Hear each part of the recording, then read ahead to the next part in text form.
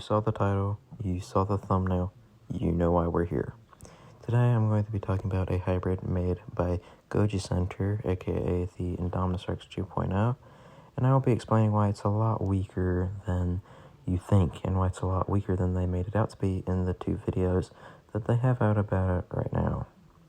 If my voice sounds terrible, then blame my sore throat. My throat hurts. Anyway, moving on. Today I'm just going to be talking about just the hybrid in general, its weaknesses, what they got wrong about it, and why it's just not good at all, and why it's really, really weak, and just does not work at all. And, that's basically just what today's video is going to be about, just explaining why it is absolutely horrible. And, that's basically what we're going to do. So, obviously, this being a hybrid, to start off, we have to talk about what they added, took away, and increased, like when it comes to DNA, like what DNA they got rid of, what DNA they added, and some DNA that got like higher percentage in the animal in question. So, for starters, they added the African dwarf crocodile, they added the shrew, the whiptail lizard, the Saurophaganax, and I believe that's it. And they got rid of Deinosuchus, Therizinosaurus, Sauroposeidon, Carnotaurus, Majungasaurus, and Giganotosaurus. We know this because when they showed a list of everything in the Indom 2.0's DNA, none of these animals were on that list. So what does this mean for the hybrid? For starters, this is just really bad for it, because a lot of the animals that gave it its large size have been removed, with the big three animals that made it huge being the Deinosuchus, Giganotosaurus, and Sauroposeidon, and that was why the Indominus Rex was so huge despite having so many little and medium-sized animals in its genome. And one Tyrannosaurus Rex and Saurophaganax is not going to support the animal being large when you threw in a tiny little lizard, a rat, a crocodile that I could beat in a fight, and increase the amount of gorilla and human DNA in the animal. Just because of all of this, the hybrid would be a lot smaller than they say it is. Pretty sure their confirmed length for the hybrid being 45 feet, which is complete bullcrap, because the biggest thing in its genome is T-Rex. And Rexy, the biggest Rex in the verse, isn't even that big. Rexy was 43 feet in length. And we know they didn't use the real-life Tyrannosaurus Rex because the Indom 2.0 is in the Jurassic universe. So they can't use the real-life animal because the real-life animal isn't the Rex DNA that is available in this situation. So, again, it's the Jurassic Park Rex, specifically Rexy, most likely considering that she's the biggest and strongest one, and they wanted the hybrid to be big and powerful. To add on to this thing being small, they also removed Therizinosaurus, which is a massive animal, and they also removed Carno and Majungasaurus. That guys didn't have as much weight when it comes to the hybrid being large, but they still definitely added to the hybrid's overall size, seeing as these are still big animals. So just, again, also taking those away also reduces its size, which is really bad for it. And, we're at a terrible start here with the thing's size, because it is tiny. We're talking about, smaller than the Battle at Big Rock Allosaurus or Tarbosaurus, this is not that big of an animal.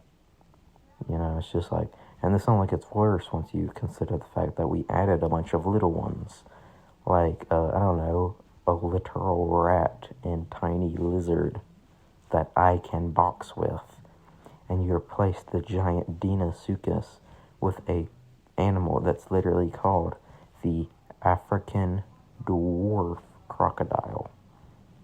So yeah, we're off to a terrible start, ladies and gentlemen. But like, hey, being small doesn't like mean it's fodder or anything. It just means that it's a little smaller than we thought it was. Surely that doesn't mean it's completely irrelevant in a fight. Like that doesn't justify me calling it fodder. Well, we have a little more to talk about, ladies and gentlemen. Next, we have to talk about this animal's build. Now, I think it's important that we look at the animals at play here. We have Tyrannosaurus rex, Saurophagonax, shrew, whip-tailed lizard, African dwarf crocodile, gorilla, human, cuttlefish, velociraptor, and pit viper. Right? Right. So, I would like to ask you the question, how many animals here use their arms in combat? We have Saurophagonax, the gorilla, the human, and that is literally it. 3 out of 10 animals use their arms. Only 3. But what about animals that use their mouths? Well, we have rex, shrew, whip-tailed lizard, the crocodile, and velociraptor and pit viper. But there's a lot of different bites here. Rex, shrew, and crocodile bite down hard, and they crush things when they bite, and they hold on. Pit viper strikes, lets go, and pulls away. Velociraptor doesn't even, Velociraptor is a tiny animal. It doesn't have a crunching bite, so it doesn't bite down hard. It bites down light. Whip-tailed lizard is a lizard. Come on now. I don't think this thing is fighting much other than like other of its kind. It's a tiny lizard.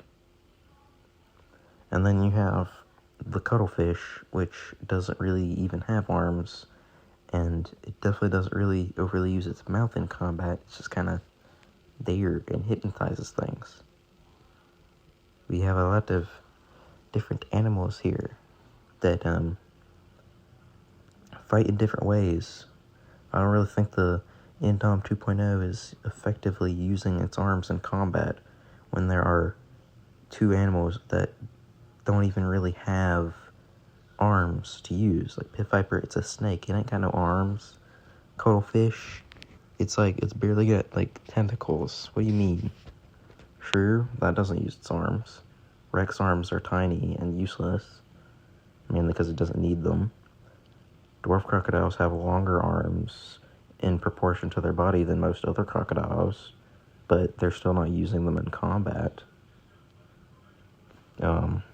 Like, shrew definitely doesn't use its arms in combat. And Saurophagonax, well, yes, it can use its arms in combat. That doesn't mean it's going to be the only thing it does. This thing is definitely going to be biting a lot more than it claws at stuff, considering it can bite things way easier than it can claw. I don't really know why we just came to the conclusion that this thing can perfectly use its arms as well as utilize tools when there's only 1 ape in this thing's genome, and maybe there's human DNA, and Goji Center didn't say anything. Considering how shady they are, I wouldn't be surprised. But, whatever. Anyway, moving on. So, what does this mean for our hybrid? It's going to be confused as to what it's doing when it does literally anything with any part of its body. Whether that be striking something with its tail, whacking something upside the head, grabbing any object, or biting down on something. Should I be biting this way? Aren't I supposed to let go and run now? What am I supposed to do? Considering that most things in this thing's genome fight differently. They said a rex and shrew bite similar. Yeah, okay, sure, they bite similar, but does that make them similar? No, it doesn't. Not at all. And, yeah, that's a thing. So, it's the whole congruity thing, which is a big thing that they used against Hank in their video about Hank. They used, like, congruity as, like, a big thing, like, oh, it couldn't work because congruity in its brain, when the Indom 2.0 doesn't even have good congruity either. I mean, I'm not going to say it's as bad as Hank's, but I'm not going to sit here and say it's good either. And, yeah. That's the thing. So next thing I want to talk about is its build, how this thing is built. And I'm just going to say, in reality, this thing would be really, really freaking ugly. So, let's look at the Indom 2.0. What does it look like? It can switch from a bipedal and quadrupedal stance. It is reptilian. It is white. It has a black stripe down its back. It has some fur coming out of its head and neck. It has red teeth. And it looks like a pretty cool creature. And there's no reason for it to look that way. So, let's look at all the animals here that have tails, right? Do pit vipers even have tails? Does their body count as a tail? I'm not sure. A cuttlefish does not have a tail. Gorilla does not have a tail. If human DNA is there, like the original Indominus, then that's another thing that doesn't have a tail. The shrew has a pathetic tail, so why should this thing have a stupid strong tail? The only things in its genome that have actually good tails are Saurophagonix, T-Rex, and crocodile, and Velociraptor. So, like, why does this thing have this massive, super useful and strong tail when half of its genome doesn't even have a tail? And if it does, it's a useless tail or a extremely pathetic one. Like, how does it have such an overpowered and stupidly strong tail? Hello? I don't care if it's genetically modified to be that way. It's like, bro, what are you on about? So, with that out of the way, let's talk about armor. This thing gets its armor from the African dwarf crocodile. We've talked about this dude already. His armor is the only real reason why he's here, seeing as his other purpose here, which is venom resistance, is technically handled already by the shrew. The African dwarf crocodile's only purpose is to give armor. Why is it here over something like a Deinosuchus? I do not know. Because it having armor on its stomach means nothing because it's close to the ground in the model that they showed. So, like, bro, why does it need, like, stomach armor or whatever if it's low to the ground and you can't reach that part of its body? Why would you get rid of one of, like, the strongest things in its genome and make its bite weaker and make it smaller for useless stomach armor? So that's a thing. And that's all it's really got for armor. I mean, it's got, like, cuttlefish-like armor. Like, its armor is somehow also kind of like a cuttlefish, allowing it to color change. And then that's all I really got for its scales. It's just like, okay, and there are much better ways to make your creature armored. And if y'all want me to talk about that, I will in another video. So now I want to talk, with all that bullcrap by the way, I want to talk about this guy's abilities. So what can he do? Well, because of Pit Viper and Shrew, this guy does have venom. It is venomous. Because of Pit Viper, it can sense heat signatures, just like the original Indom. And seeing as the original Indom also got the ability to sense weakness in its enemies, I'm just going to assume that this is just a thing Pit Vipers can do in the verse. So it can also sense corporal and mental weakness in opponents. It can change color from the cuttlefish. It can swim from dwarf crocodile, cuttlefish, Rex, Saurophagonix, basically most things in its genome, honestly, can swim. And it has parthenogenesis, which mid-combat doesn't really do anything for it, but considering its purpose, I guess it works. That's a cool thing. So, these abilities, some are good, some are mid. Being able to sense physical, and mental, weakness in your opponent is really, really strong. That's a good ability that the Indom 2.0 has.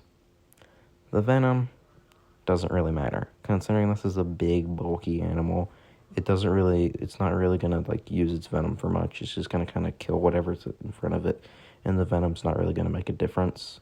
It's a thing that it has, so cool, but it doesn't really matter. The camouflage is useful. That is a scary ability that could have easily won the Indominus Rex the fight in the movie. It can, I forgot to talk about this part. It can use tools, which is also good for it.